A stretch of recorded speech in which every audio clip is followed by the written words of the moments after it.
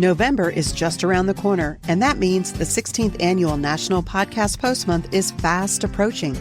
Hi, I'm Jennifer Navarrete, founder of NaPodPomo, and I'm inviting you to join the 30-day Global Podcasting Challenge. Whether you're a newbie looking to start your first podcast or a seasoned pro seeking inspiration, NaPodPomo is the perfect place to experiment and try new things. Visit napodpomo.org to learn more. See where podcasting can take you this November during National Podcast Post Month.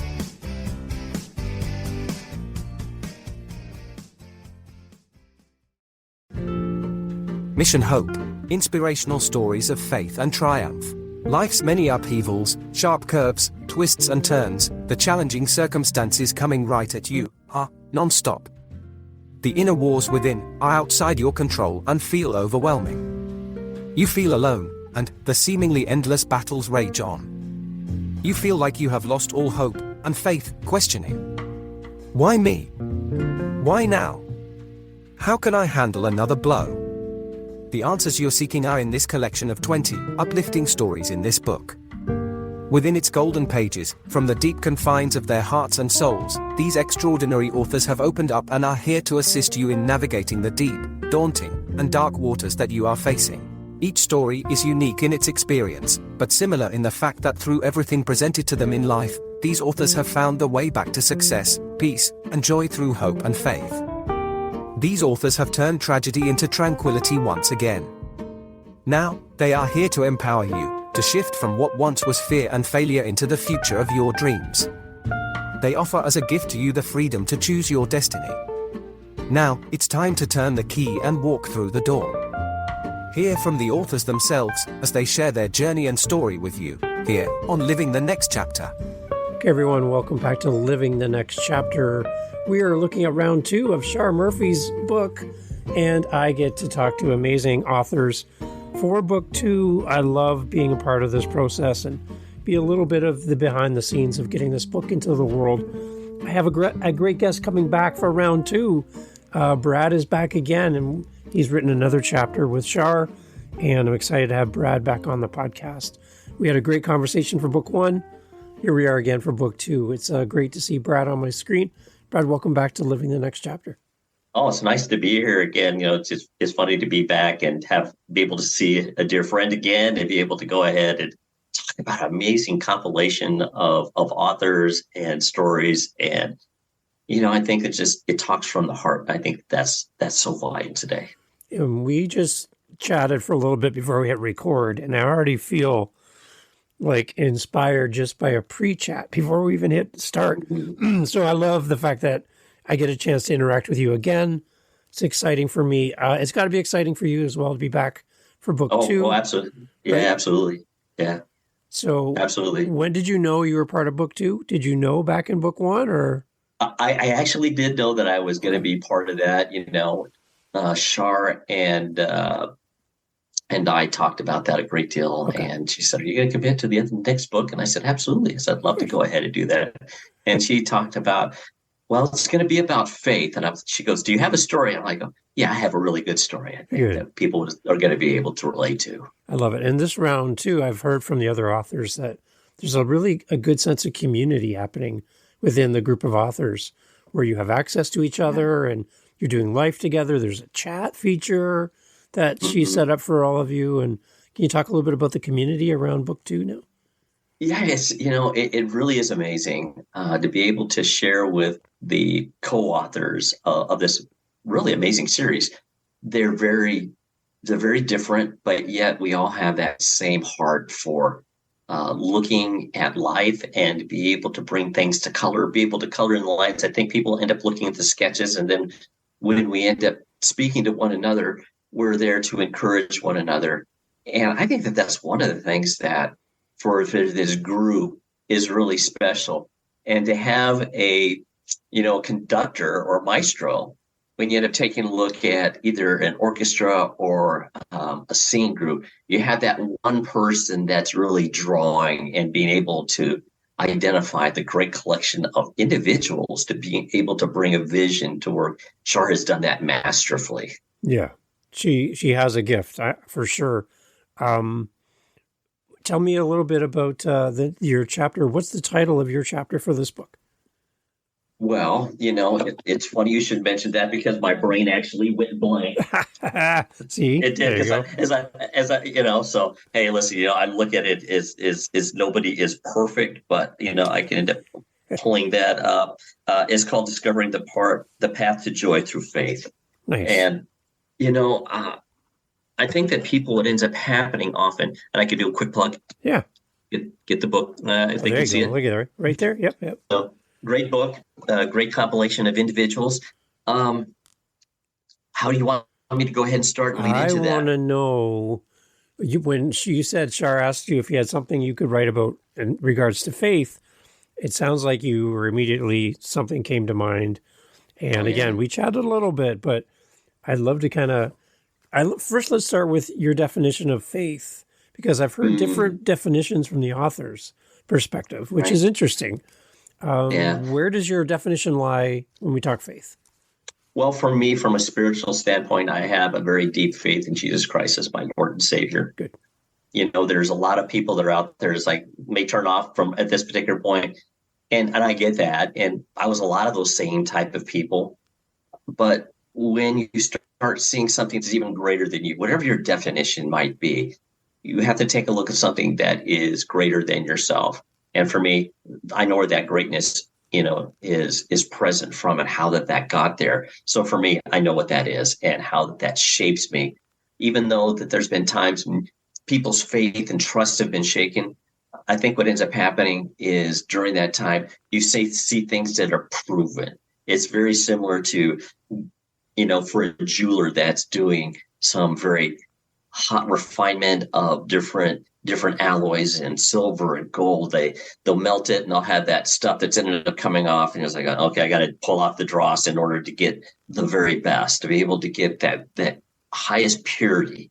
Yeah. And really, that's where we're at every single day as we're going through. For me personally, that's how I view it. And it's in that refinement. We don't get to that level of amazement without having to go some level of, despair or challenge in life for more intensive purposes.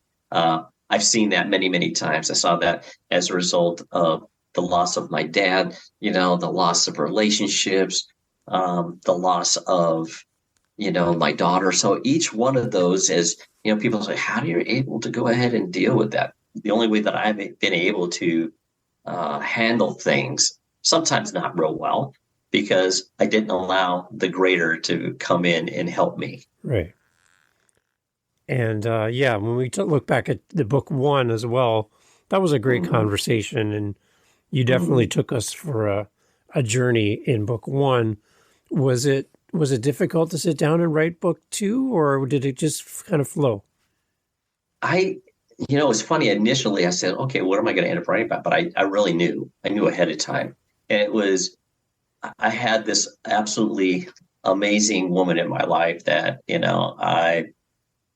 I still have no idea how I was blessed with her. I really don't, other than the fact it's through the power of prayer. When I met Maria back in May of 2021, I was a totally different person. I was really unsure. There was a lot of things that I was still repairing internally and taking a look at things. I was not settled. I did not have a good sense of myself. I think people would say you would beat yourself up an awful lot, and I was still doing that. I was getting better, but I still hadn't fully healed from all this self-imposed self-sabotage, self-trauma that I performed on myself for so long. And then as you're going through that, I made some conscious decisions.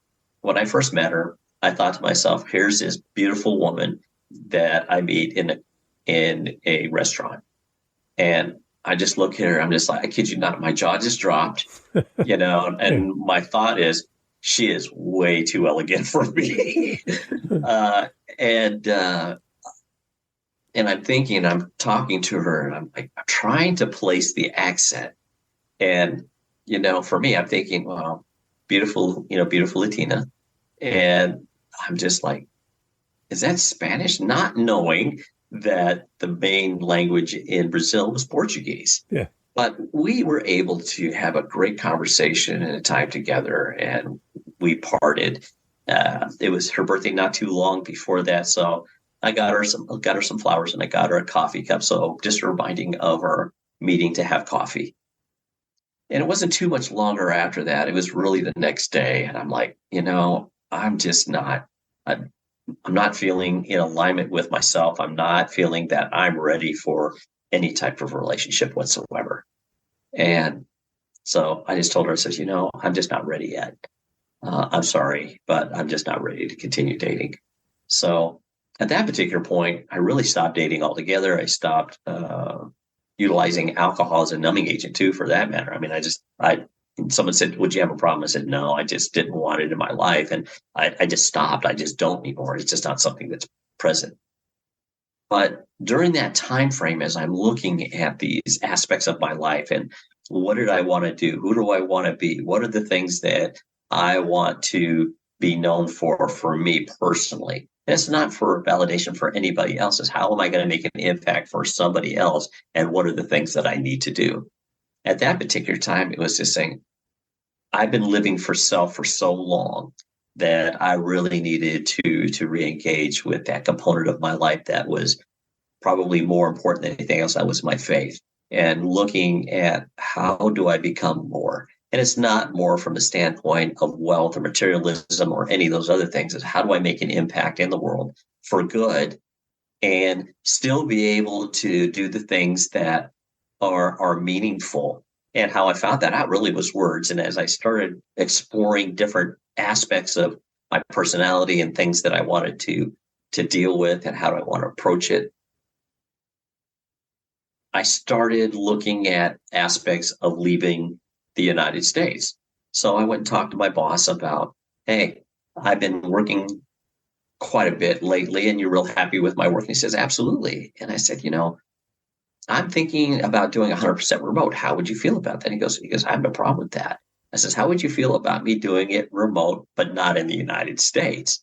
And he goes, well, what are you thinking? I said, well, I'm just thinking about Ireland. I said, what would you think about me? Would that be a possibility that I'd still be able to do that and work for the company? And how would that benefit the company? Would that be something you'd be open to? And he says, absolutely. He says, as a matter of fact, he goes, there would be benefit for us. And a benefit to you, he says, why don't you investigate it? We'll talk more. And let's go ahead and just keep the lines of communication open. So I started looking at that and seeing what the costs were. And I was starting to develop my business from My Heart to Yours LLC. And my initial goal was really to help people in the same framework that I had been helped. You can get yourself into a self-narrative and thinking in a direction that faith is telling you, that's not the direction you need to go. I really want you to go here. And you keep saying no, but the greater says, I'm going to allow you to do that until a point when you become that realization that it's not working for you and it's not in alignment with what I want you to do. The same thing ended up happening for when Ireland started going on. Things started piling up. The costs started piling up for starting my business. I'm going, that's probably not going to work. And the only other thing that one of my prayers was, okay, God, the only other thing that's going to prevent me from leaving here is, and I said it flippantly, as I told you in our pre-meeting. Yeah. And I really just said it flippantly. I'm like, okay, here's the deal. The person that you're going to have to put in my path is going to have the kindest heart, is going to have to be willing to take me for who I am, accept me for everything that I've done, all my past, and help me make me a better man each day through their love and kindness. And, most important, she has to be Latina. So I'm thinking, I'm laughing. Now, mind you, I'm physically laughing at this. Yeah. I'm just going, that's going to happen. So, and I'm having this same prayer time every single day. I mean, every day it's just like clockwork. Okay, here's the things, take things out of my path. Lord, this is the things that I'm really looking forward to. And here's a person that I want in my life. And here's the conditions of the individual that I'm looking at.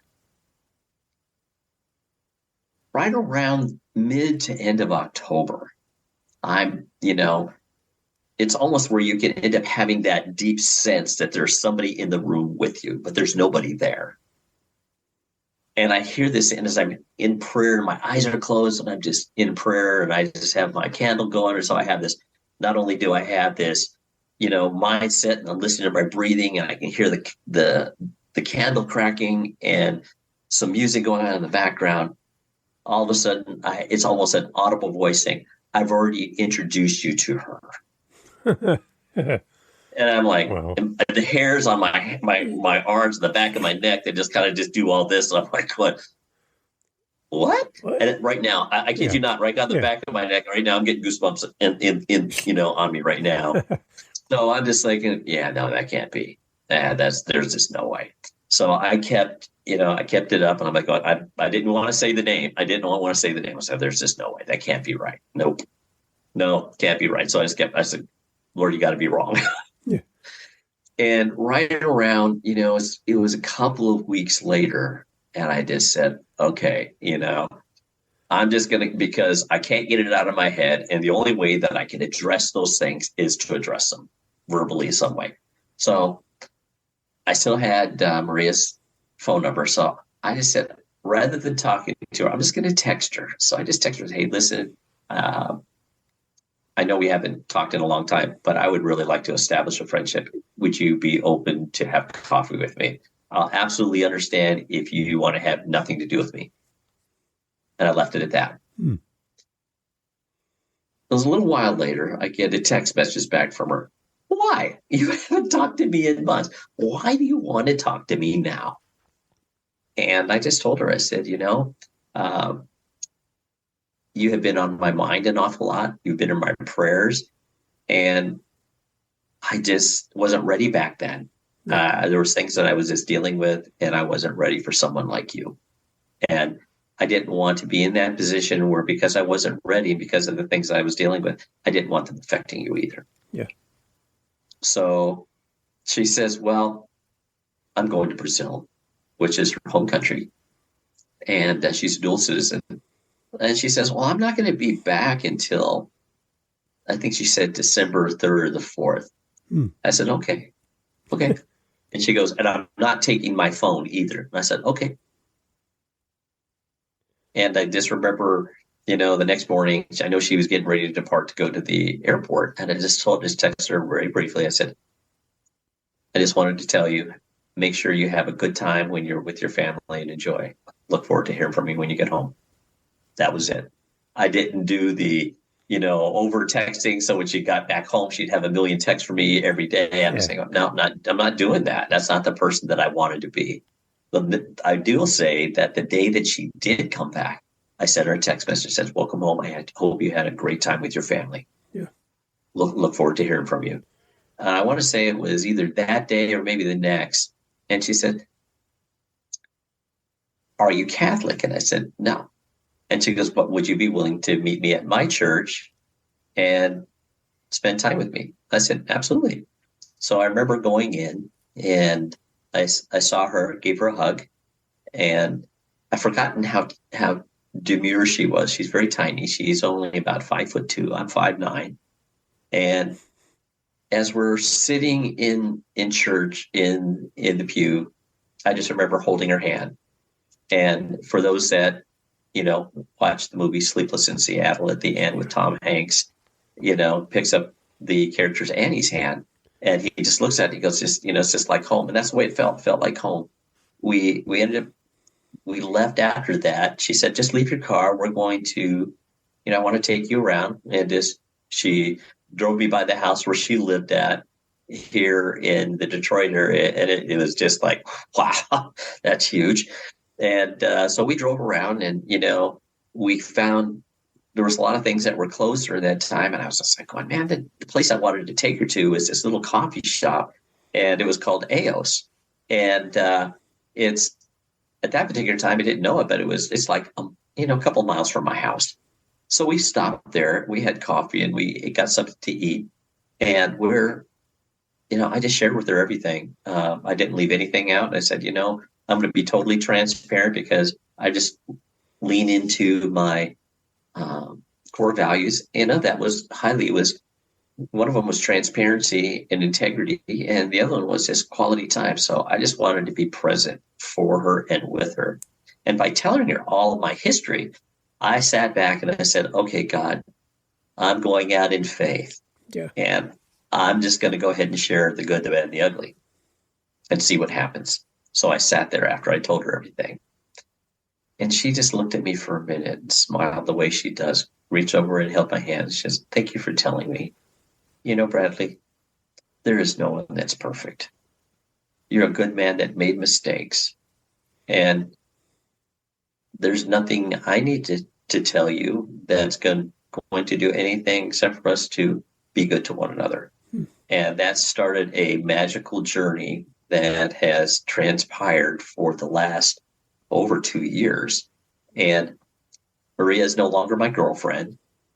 She's my fiance, and we got engaged. Wow. We got engaged on September 30th. And Nice. for those that may or may not follow me on LinkedIn, they got an opportunity to see that happen. And she really is truly amazing. You know, when you look for somebody to help you become a better man, part of that is you look at things that shape you and the individuals that can shape you to help you make you better. I don't say that, you know, she says you have to do this. It's just by the demonstration of her kindness where she pulls the things out. It's not one of those that's shaking a finger. It's the, oh, babe, well, what do you think?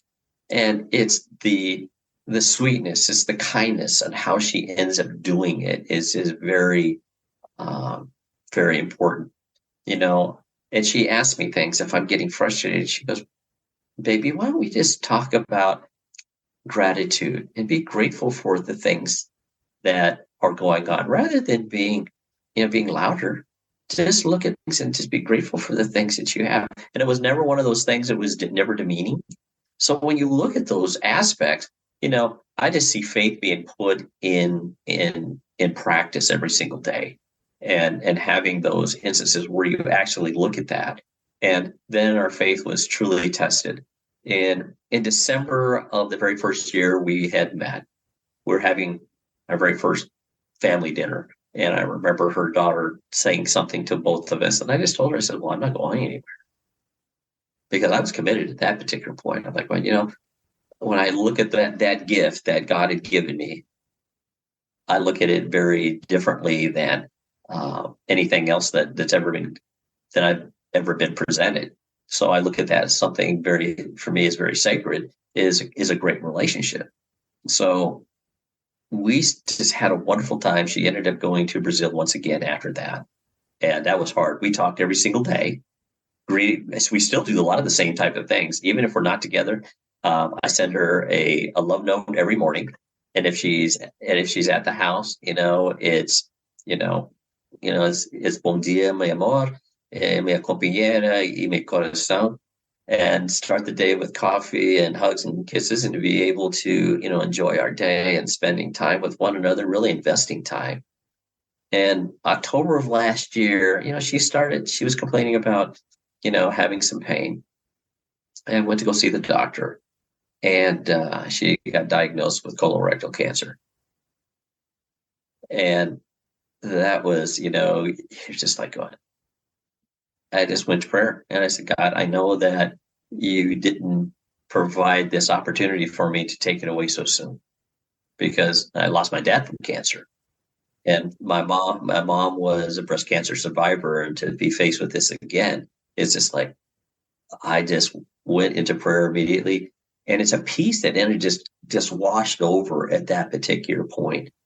And when I went over that night, I'm just praying the entire time, you know, because her daughter called and said, might want to come over. And they're talking with the doctors that night.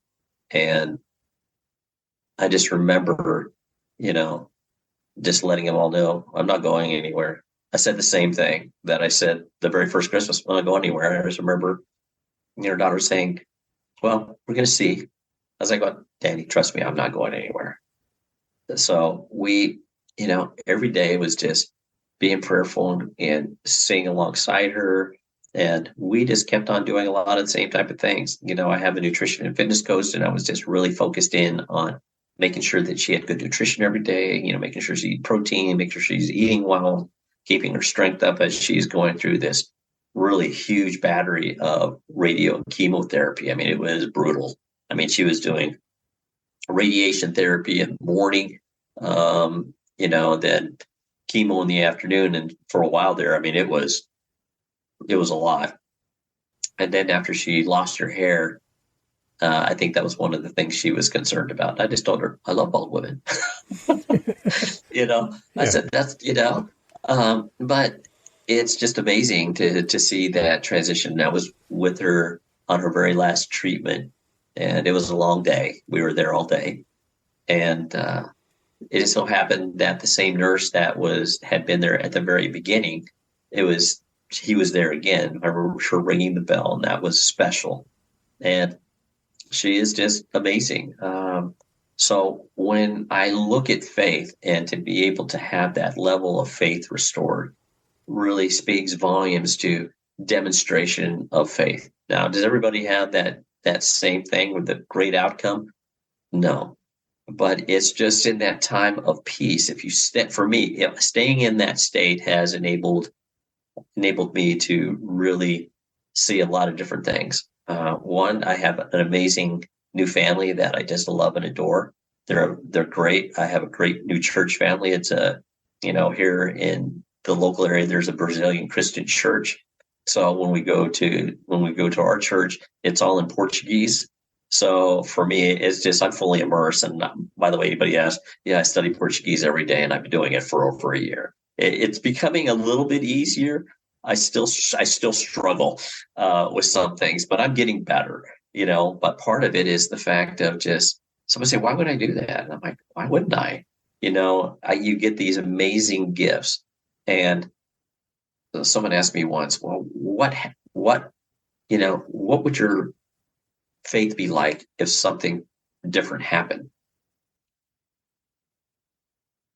And I thought, I had to think about that for a minute. I said, it's still better than the alternative. I still have faith.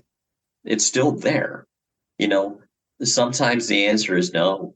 And sometimes the answer is, I don't know. And sometimes the answer is yes. So we all just have to be a little bit more patient with one another. I look at it today, for example, as, I'm just going shopping. Maria right now, she's in a little bit of pain. We went out for a really long walk, about a month ago, and she's dealing with something medical that she's going to have to go see the doctor, do some MRIs. But I just believe that everything's going to be fine eventually. But right now it's just another season, but it's no different from anybody else. The seasons that we go through is still, or should say are still in such a means and a mode that if we don't have that level of faith, we just get rocked by all outside forces. So for me, I go into work every single day. It's amazing. We recently had, I work in manufacturing, and my role is the management rep for our quality program and dealing with all things quality and dealing contracts and all those other types of things. So on an annual basis, we have an outside company that comes in and really takes a look at how we're doing. And, I'm talking to a couple of people, and they go, no, what do you think is going to happen? I said, well, I don't know. I said, if we have a couple of things coming up, we'll address it. And I'll just say from the outside, they go, they just look at me kind of cockeyed. I go, what? And they go, who is this guy? Over a year ago, you're going, oh, we're going to have all these problems. And, I was like, well, yeah, it's a little bit different when you're doing that level of transition. I said, today, it's just like, we're just going to go ahead and just, things may happen, they may not. We're just going to go ahead and just roll with it. And I think that just gets down to a level of the people say, well, there's a duality in faith. I said, no, there's not. It becomes, a trifecta. One, by exercising my faith, it gives me a level of peace that I didn't have before, where I'm practicing it every day. So I'm exercising my muscles for my body and my mind. And I said, but I still need to go ahead and do it from the spiritual content, but also need to do it for dealing with individuals though too. And how do I do that? And how am I going to interact with people? And the best way that I can end up doing that is hey, I'm just got to be as peaceful as I can, even no matter what's going on around me. Am I successful 100% of the time? No, I'm a human being just like everybody else. But as I'm taking everybody through this, evolution within the story, I wanted people to be immersed in how the transition transpired and what that looked like for me, and how that has really transformed who I am today, and how it continues to transform. And really, that's what faith is. Faith is transformation in action. And if we don't practice that, we say, well, we don't have faith in people. Yeah, I get that. But if we have faith in something greater than ourselves, it can move mountains, and it does move mountains. And they say, well, we can't see it. You can't see it yet. So that's where I'm at today is, you know what? I'm just trusting. My faith is, someone wants to call it trust. They want to call it something else. That's fine. For me, it's a deep-seated faith, and I know what's going to end up happening at the end. And, God wins. And people can say, well, in my spiritual self, I said, great. That's awesome. I'm glad people have that. But for me, I know where it's at. I just wanted to take people along from my perspective and how they practice it, but to be able to see these levels of faith and triumph are so amazing, and how that they can really transform from within. I love it. I love it. Brad, one of the things I've been asking all of the authors to do is to include in our content today, in our episode, something, just a gift back to Char Murphy for all of the things she's done for the authors and the community and for the readers by gathering together some of the most amazing authors I've ever met. Yeah. And having all of you in a book together. There's something special about her. And I've been asking all the authors to steal the mic away from me here in the podcast and have a conversation with Char directly, as if I'm not even here. Just you and Char together, to give you the moment to kind of share with her directly, because I know she's going to listen to this, and I say it all the time, she's going to cry. I know she's going to cry. But she will. What you would like to say directly to her around, again, being part of this project, her influence in your life, whatever you want to speak to, but just to build her up and to acknowledge her as the leader for all of this. I'm just going to hand the mic to you. What would you like to say to Char Murphy?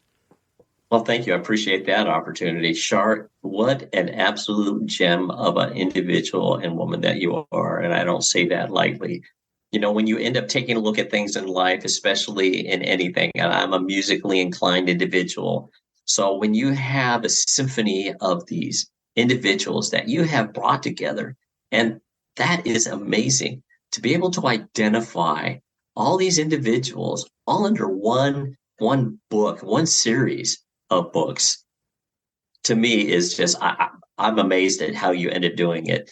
But when you look at it from a musical standpoint, here you have a conductor, a maestro, or from a conductor, or someone that is crafting the music. That is something really special. Char, you have done such an amazing job with building a community, and it truly is a community. When you have such individuals that come together with such a vision and a single purpose of mind and vision that you have identified for a series in order to impact people, that's truly special. I hope that you know on how impactful that you have been on me personally, and shared different things with me, and to be able to allow me to share things with you, and to be able to have these opportunities to share with, my stories and all these other individual stories, how that they are going to impact the readers and really the world. The world doesn't know sometimes what they need, especially in this particular time. Who knew what was going to end up happening in the Middle East as it stands right now, and why faith is so vital right now. And the next book in the series, if I can end up saying about that, Char, is going to be on love, and how much more needful is that as well. Yeah. So when you impact people in a way of faith and triumph, they can physically see things and they can be inspired to know that they can do the same. And I appreciate you and I love you very much. I love it. I love it. So Brad, you've let the cat out of the bag. I love it. That means we may cross paths again. And I'm hoping so, because that would be wonderful to have, again, another opportunity to talk to you and hear more about your story. I love how you have found faith in yourself. You have found faith in a new relationship. Well, an old relationship that's new again. I love that. Yeah. And just how, even in the chaos of life, we think there's no pattern or no plan. And then it becomes really crystal clear that there is a plan that we would have never even have imagined would ever come to fruition. But it happens as long as we're open to it and allowing it to happen. I love it. I just love that you're in that spot right now. Yeah, honestly, it's funny as I look at, if someone would have said, "Hey, Brad," and beginning of 2020 when I moved into the house where I'm at, I'm just feeling the way that I was after getting my diagnosis of PTSD and dealing with all this other stuff. I'm like, well, I would say, yeah, you guys are, you guys been drinking a little bit too much, or you've been rolling those funny cigarettes and, a little bit too much. But I think that is something that is truly amazing to be able to see someone else has a grander scheme for you than you do for yourself. Yeah, I love it. So Brad, as well, for people that would love to get in touch with you, maybe they are looking for a speaker to come and speak to their group or do something like that. How do we get in touch with you? Well, the best way to go ahead and get a hold of me, a couple of different ways. They can get a hold of me via my email at bburchnell, 2 @gmail.com. Or they can get a hold of me on LinkedIn and take a look at my profile. Happy to go ahead and do there. Or I'm also on Instagram. I do have also a YouTube, From My Heart to Yours. I just haven't done an awful lot with that, but be looking for that soon. And there's going to be some other tweaks that are going to be coming up. I did retire the old website that I had. New one's going to be coming out, but I'm not letting the cat out of the bag. But if you end up taking a look at my LinkedIn profile, you might get some hints. Oh, well, there you go. There's a lot of cats coming out of bags right now. So I love it. Small cats. Small cats coming out of bags are part of the podcast. Brad, Absolutely. Thank you so much for making time to do this. Again, my pleasure. Thank you. Would love to get updates and follow the journey as you guys kind of walk this path together. And we'll be thinking about you and praying for you as well. Appreciate that. Thank you so much, my friend. Excellent. Everyone go check out the show notes. Make sure you reach out to Brad. Let him know that you heard him on the podcast. When you buy the book, please leave a great review wherever you purchase the book and tell somebody. And also, hey, it's a great gift idea. Thinking of somebody that you could give this to. Buy an extra copy. It's right there on camera. It's right there. It looks great. These books are beautiful. So make sure you share it as well. So Brad, thank you again for being part of the podcast. My pleasure. Thank you so much. Awesome. Hey, just jumping on here at the end. Thank you so much for checking out this episode. Living the Next Chapter, talking about Mission Hope Volume 2. You definitely want to pick up a copy of this book. Head over to ourmissionhope.com, missionhope.com. All the information in the show notes. Get a copy of this book. Get one for yourself. Get one for your best friend. And let's encourage these authors as they write and share their stories with us. If you want to connect with me, my name is Dave. LivingTheNextChapter.com. LivingTheNextChapter.com. I would love to have you reach out through the website. Let me know what you think of this episode, what you think of the podcast. And let's encourage our fellow authors and let's do something great. Thank you for being here on the podcast. Again, it's the second book from our great friend Shar Murphy, Mission Hope, Inspirational Stories of Faith and Triumph at ourmissionhope.com. Thanks for being here. Catch you on the next one.